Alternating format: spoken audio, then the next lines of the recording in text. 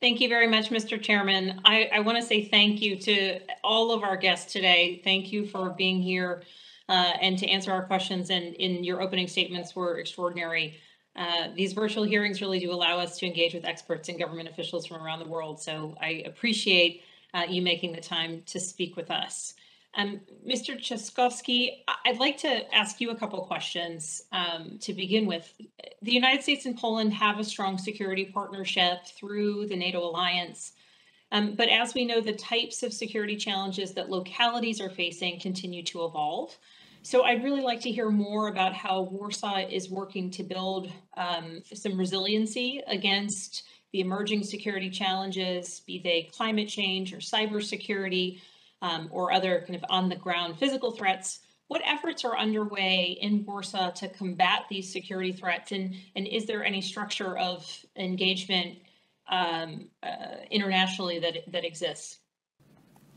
Well, I mean, obviously, today there are threats of very different nature because we see what's happening on the eastern border of Poland, where, the migratory crisis is being created, helped by Lukashenko and his regime. We also see what's happening on the border of Russia and Ukraine. And of course, it gives us a lot of grounds to be worried. But for us, on the level of the cities, the biggest threats are, of course, the threats of a hybrid nature, because the war is now waged differently. So, first of all, there is a question of our resilience when it comes to energy, and that's why I in my introductory statements I was so strong about Nord Stream, and that's why we do so much to fight climate change.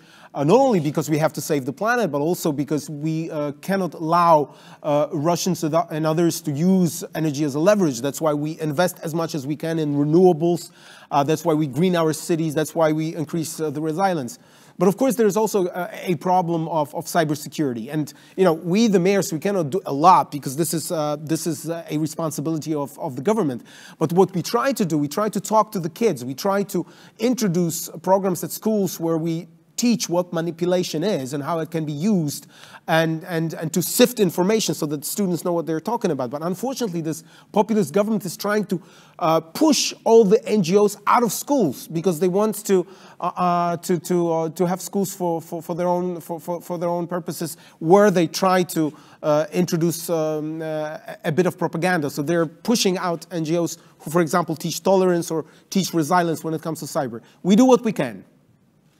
Interesting. In terms of engagement with companies that might be impacted by cyber attacks, what is the structure in terms of your ability as the mayor of such a large city to either be part of the education you mentioned to students for issues related to propaganda, but how about to companies and to commerce within your city in terms of the threats that exist online to them?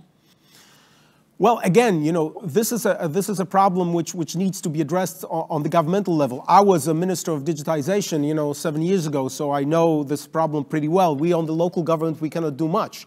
But there's a lot we can do together, because at the end of the day, when we talk about cyber, we need to collaborate within NATO, within the European Union. We need to talk to the big, giant American companies when it comes to resilience. I will just give you one example. Recently, the government used the Pegasus.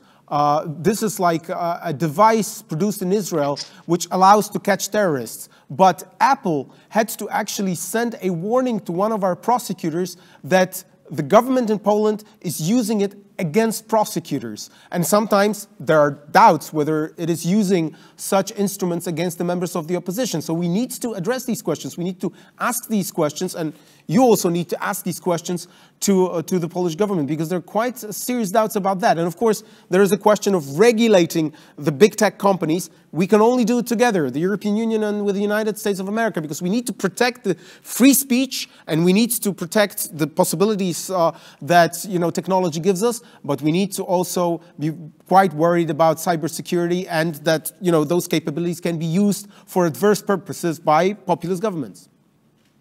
Thank you for that. My next question, which you actually got to in your answer, was focused on how democratic values and human rights, we see them across the world, are under threat, and what the role that cities can have in strengthening and revitalizing some of these principles. You spoke about of making sure children are aware of propaganda. Certainly, the example that you gave of prosecutors being monitored.